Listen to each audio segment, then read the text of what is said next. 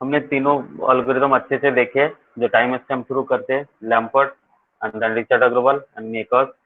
And then token base में हमने देखे थे टोकन बेस का वर्क कैसे होता है। टोकन बेस में हम लोग मैसेज पास करते हैं, सिर्फ रिक्वेस्ट मैसेज, लेकिन एक्चुअल में टाइम स्टैम्प का यूज नहीं होता है।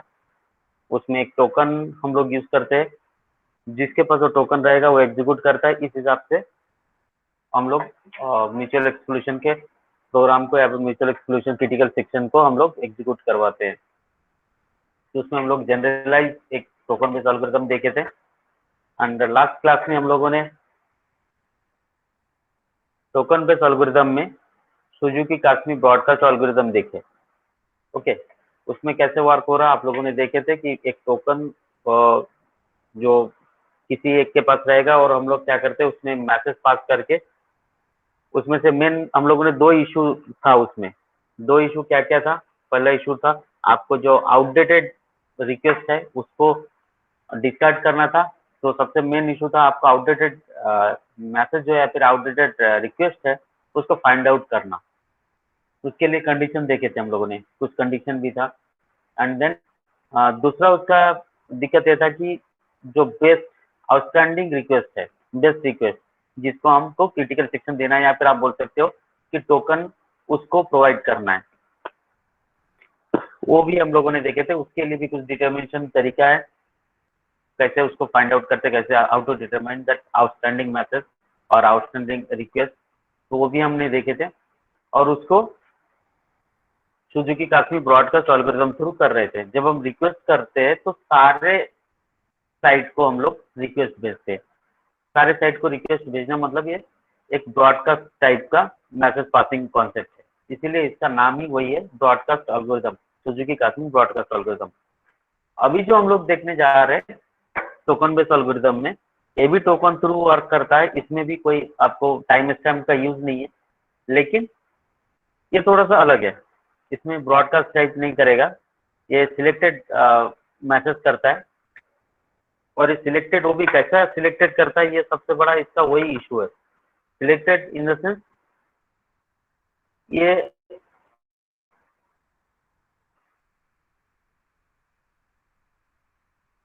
प्रेडिक्शन करता है, लाइक कोई साइट के पास तो क्रिटिकल सेक्शन को एग्जीक्यूट कर रहा मतलब उसको करता है, ये ब्रॉडकास्ट नहीं करता मैसेज को। इसको अच्छे से ध्यान में रखो। सिंगल हेरिस्टिक एल्गोरिथम, इसका मीनिंग यही है कि आपको हेरिस्टिकली साइट फाइंड आउट करना है, group of site, set of site आपको फाइंड आउट करना है, और उतने ही साइट को आपको मैसेज ड्रॉप करना है टोकन के लिए। यहाँ पे सबसे बड़ा इशू वही है, आप लोग इसको अच्छे से ध्यान दो।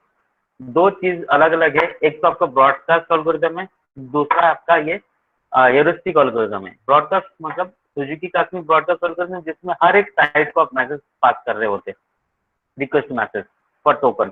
लेकिन यहाँ पे आपको सिंगल हेरिस्टिक जो एल्गोरिथम है, इसमें आपको हर एक साइट को मैसेज नहीं भेजना है, ये अच्छे से ध्यान में रखो। इसमें मैसेज किनको भेजना है? ग्रुप ऑफ या फिर set of site. Set of site मतलब आप एक सेट बना लोगे, एक हेरिस्टिकली इसको फाइंड आउट करोगे कि बार बार टोकन किसके पास आ रहा है। फिर आप एक अंदाजा है कि इस ये साइट के पास टोकन आने का चांसेस है फ्यूचर में, इन फ्यूचर वो टोकन उसके पास आएगा, तो आप उसी को रिक्वेस्ट भेजोगे, उसके पास आपका रिक्वेस्ट मैसेज रहना चाहिए। ओके, ऐसा ग्रुप के पास आप भेजोगे। तो ये जो एल्गोरिदम है, नॉन और sorry token token based algorithm, ये पैटर्न में थोड़ा सा डेडलॉक या फिर एक्सट्रैपेशन आने के चांसेस बढ़ जाता है। यदि आप हेरिस्टिकली यदि फाइंड आउट नहीं कर पाए ग्रुप को, तो इसमें डेडलॉक के चांसेस है। मान के चलो आप बार बार रिक्वेस्ट कर रहे हो ऐसी साइट को जहां पे टोकन आने का चांसेस नहीं है, मतलब क्रिटिकल सेक्शन वो एग्जीक्यूट नहीं कर रहा है। आपने ऐसा फाइंड आउट किया कि हाँ उसके पास वो इन फ्यूचर टोकन आने के चांसेस है, ऐसा सोच के आपने उसको रिक्वेस्ट भेज रहे हो। लेकिन फिर क्या हो जाएगा, जितने भी आप रिक्वेस्ट भेजोगे, हालांकि वो साइट यदि क्रिटिकल सेक्शन में इंटरेस्ट नहीं है तो उसके बाद कभी टोकन नहीं आएगा। तो डेफिनेटली क्या हो जाएगा कि आप एक्सट्रावेशन में, मतलब आपका जो साइट है वो एक्सट्रावेशन में चला जाएगा। तो ये सबसे बड़ा इसमें इशू है। बाकी जो अल्गोरिदम है वो हम लोग आगे देखते हैं कि कैसा है। तो अल्गोरिदम देखने के पहले आप लोग ये देख रहे होंगे, तो इसमें कुछ डेटा स्ट्रक्चर है। सबसे पहले आपको ये डेटा स्ट्रक्चर समझना जरूरी है। सिग्नल ह्यूरिस्टिक एल्गोरिथम बहुत आसान है इम्प्लीमेंट करना, हम लोग इसको देखेंगे, लेकिन इसके लिए आपको कुछ डेटा सेट है, उस डेटा सेट को आपको समझना बहुत जरूरी है कि कैसे ये डेटा सेट को लेके वर्क करता है। ये आपको यहाँ पे दिख रहा है। नॉर्मली इसमें 2 अरे है, मतलब जो साइट है, हर साइट जो रिक्वेस्ट साइट रहेगा उसके पास अपने पास 2 अरे रहेगा, एस वी करके एंड एस एन करके 2 अरे रहेगा, S V and S N.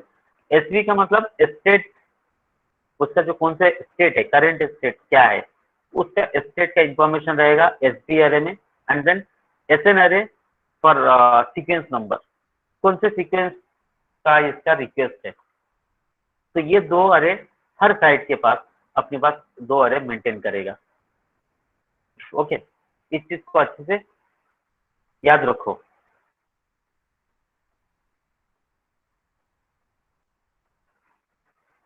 Her site, जैसे साइट आई, उस साइट आई को मतलब नंबर ऑफ साइट हो सकता है, तो उसमें से आपको हर साइट अपने अपने अरे मेंटेन करेगा, 2 अरे मेंटेन करेगा, मतलब 2 डेटा स्ट्रक्चर मेंटेन करेगा। लाइक स्टेटस अरे, सॉरी स्टेटस नहीं, स्टेट अरे एंड सीक्वेंस नंबर अरे। उसी तरह टोकन भी, जो टोकन रहेगा, टोकन भी 2 अरे मेंटेन करेगा, TSV एंड TSM। टोकन का भी वही 2 अरे मेंटेन रहेगा, वो भी स्टेटस अरे मेंटेन कर, स्टेट अरे मेंटेन करेगा और एक सीक्वेंस अरे मेंटेन करेगा हर साइट के लिए। उसके पास भी एक अरे रहेगा जो उसमें हर साइट का सीक्वेंस रहेगा, हर उसी नंबर पे उसी साइट का स्टेट रहेगा, कौन से स्टेट में है करेंटली वो स्टेट रहेगा। तो ये 2 अरे आपको मेंटेन करना है। अब ये स्टेट क्या है वो देख लेते हैं कि इसका स्टेट क्या है। टोटली हर साइट ये 4 में से किसी भी एक स्टेट में रहेगा, डेफिनेटली 4 स्टेट में से किसी में एक में रहेगा। आप स्टेट का नाम देख के आपको पता चल रहा है। यदि क्रिटिकल सेक्शन या फिर म्यूचुअल एक्सक्लूशन आप परफॉर्म कर रहे हो, उसको एग्जीक्यूशन में ला रहे हो, तो ऑब्वियसली क्रिटिकल सेक्शन को एग्जीक्यूट करने के लिए इन चारों में से कोई एक स्टेट में ये साइट रहेगा। कोई भी ऑर्केस्ट्रेशन, कोई भी प्रोसेस, कोई भी साइट, इसमें से कोई एक में ऑब्वियसली रहेगा।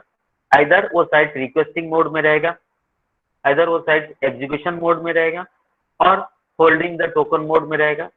एक तो साइट ने एग्जीक्यूशन करके वो मान के चलो और रिक्वेस्ट है नहीं उसके पास, तो कौन से मोड में रहेगा।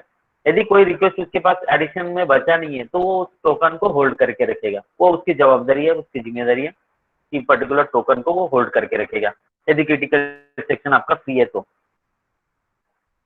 ओके, और नहीं तो यदि होल्ड नहीं है, मान के चलो दूसरा एक साइट है जो ना रिक्वेस्ट किया, तो उसने एग्जीक्यूट किया, ना उसने होल्ड किया, मतलब उसके पास टोकन आया ही नहीं है, तो ऑब्वियसली वो कौन से स्टेट में रहेगा, none of the above.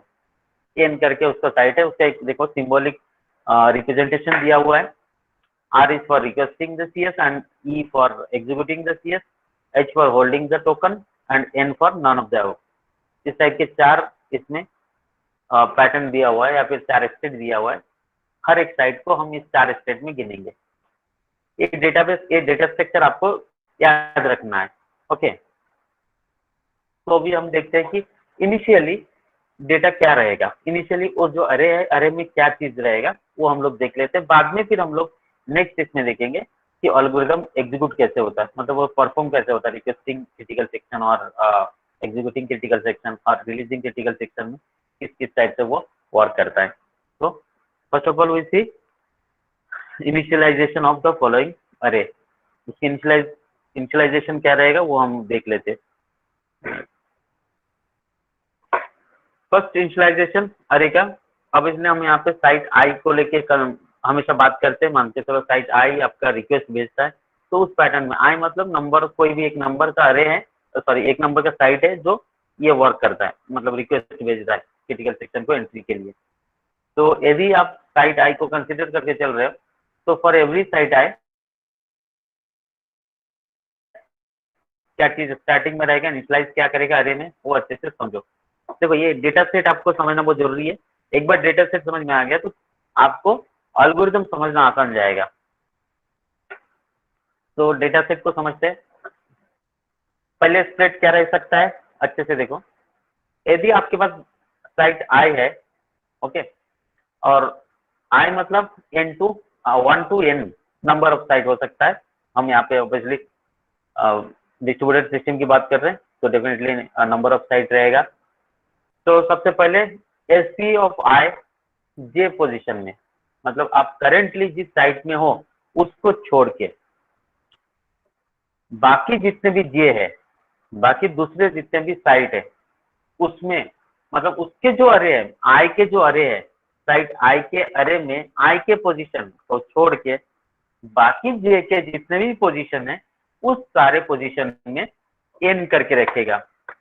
N कहां से कहां तक करेगा, जे का वैल्यू आपका एन टू आई तक के वैल्यू तक रखेगा। ओके, इसका मतलब यहाँ पे सीधा सीधे दो पार्ट में डिवाइड कर रहा है। हर आपका जो साइट है, मैंने आपको पहले शुरुआत में बोला था कि इसमें एक कंसिडरेशन ऐसा लेके चल रहे हैं कि ह्यूरिस्टिकली हम लोग फाइंड आउट कर रहे हैं कि नंबर ऑफ साइट जो है वो टोकन के लिए इन फ्यूचर उसके पास टोकन आ सकता है या फिर उसके पास टोकन होगा, ये सोच के हम लोग उतनी साइट को रिक्वेस्ट भेज रहे हैं। ओके, तो हम फिलहाल के लिए कंसिडर कर रहे हैं कि इसके एसडी के जो साइट है उसमें जेथ नंबर तक, मतलब एन करके रखेगा। एन मतलब non of the above state में रखेगा उसको, ये खुद। और एसवी ऑफ आई में, एसवी ऑफ आई में, बाकी एसवी ऑफ आई में जे के पोजीशन में क्या चीज रखेगा। किसी को कुछ पूछना है? स्वाति, स्वाति आपका माइक म्यूट करो।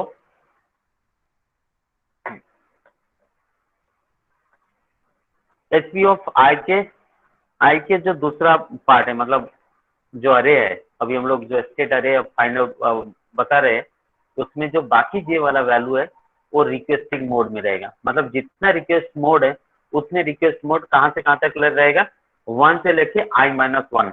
मतलब आई कंसिडर कर रहे एक बीच वाला वैल्यू, मान के चलो 1 से 10 तक के साइड है आपके पास, 1 से 10 तक के साइड है, तो आई मान के चलो 5 है, तो हम जे कंसिडर कर रहे हैं, आधे जे को हम कंसिडर कर रहे हैं ये रिक्वेस्ट मोड में है, तो हम उसको आर करके रख रहे हैं, उसका वैल्यू को आर रख रहे हैं। एंड देन बाकी जो वैल्यू है उसको हमने नॉन एन करके रखे कि वो कोई स्टेट में नहीं है, बाकी जो है रिक्वेस्ट मोड में है।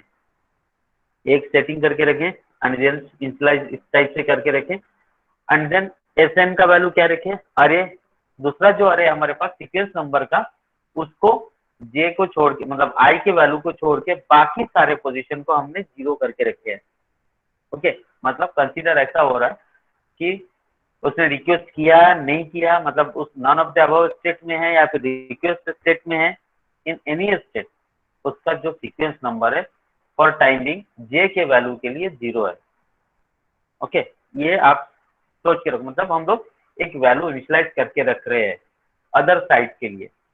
हमें नहीं पता करेंटली, नहीं स्टार्टिंग में हमें किसी को नहीं पता कि अदर साइट का क्या पोजीशन है, लेकिन कंसिडरेशन के लिए या फिर इनिशियलाइज आपको ये करके रखना है, ये इसका डेटा सेट आपको बना के रखना है। ये क्लियर है? फिर आगे में देखते हैं कि और क्या क्या वर्क कर रहे हैं।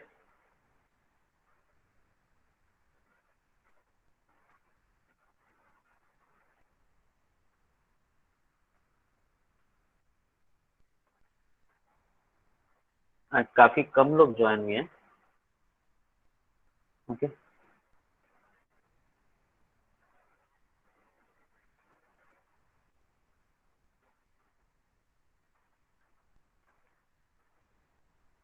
दूसरा इनिशियली, तो यहाँ पे जैसे एक एग्जांपल दिया हुआ है साइट 1, इनिशियली साइट 1 को कैसे लिया हुआ है, in the state holding state, क्योंकि टोकन एकदम स्टार्टिंग में, फर्स्ट स्टार्टिंग में आपको कहीं ना कोई साइट के पास टोकन रहना चाहिए। तो फॉर स्टार्टिंग और initially we consider that S1 is in state of holding the token, H state में है, तो उसको कैसे रहेगा, दैट इज H1, और उसका जो फर्स्ट पोजीशन है 1 में है, तो वो होल्ड पोजीशन में है, टोकन को उसने होल्ड करके रखा है। ओके, और फॉर टोकन अब टोकन के जो साइज है या फिर टोकन के जो डेटा सेट है, डेटा स्ट्रक्चर है, उसके पास भी हर टोकन, अपने पास जो टोकन है क्रिटिकल सेक्शन के लिए, पर्टिकुलर क्रिटिकल सेक्शन के लिए, तो वो टोकन के पास भी दो डेटा सेट रहेगा, फिर दो डेटा स्ट्रक्चर रहेगा, दो अरे रहेगा। ओके, तो वो दो अरे कौन सा है? एक है टीएसबी, दूसरा है टीएसएन। ओके, वो भी सबसे पहले स्टार्टिंग में इनिशियली टोकन क्या करेगा, सारे सेट को टीएसबी ऑफ जे, जे मतलब कोई भी साइट हो, हर साइट के पोजीशन में वो एन करके रखेगा। ओके, और बाकी हर एक साइट के लिए वो उसका जो सीक्वेंस नंबर है वो भी 0 करके रखेगा। फर्स्ट टाइम जो टोकन स्टार्टिंग में इस टाइप से करेगा, टोकन सिर्फ फर्स्ट वाला जो पोजीशन है, फर्स्ट वाले पोजीशन में ही उसका वैल्यू रखेगा, मतलब आपका S1 वाला, क्योंकि टोकन स्टार्टिंग में कहीं ना कहीं किसी के पास रहना चाहिए। तो ये आपका डेटा सेट में इस टाइप से इनिशियली आपको सेटअप करना पड़ेगा, एंड देन आगे में फिर हम लोग देखते हैं कि ये एल्गोरिथम कैसे वर्क कर रहा है। ये डेटा सेट आप अच्छे से याद रखो। डेटा स्ट्रक्चर आपको यहाँ पे चार चार अरे लेके वर्क कर रहे हैं हम लोग। एक हर साइट के पास दो अरे रहेगा, एक स्टेट अरे, दूसरे सीक्वेंस अरे, एंड हर एक जो टोकन है अपने पास, टोकन के पास भी दो अरे रहेगा। एक है आपका स्टेट इंफॉर्मेशन, दूसरा है आपका सीक्वेंस इंफॉर्मेशन पूरे साइट का। ओके, ये चीज क्लियर है। अभी हम लोग देखते हैं कि एल्गोरिथम कैसे वर्क कर रहा है। किसी को यहाँ तक कोई क्वेश्चन है तो पूछ सकते हो।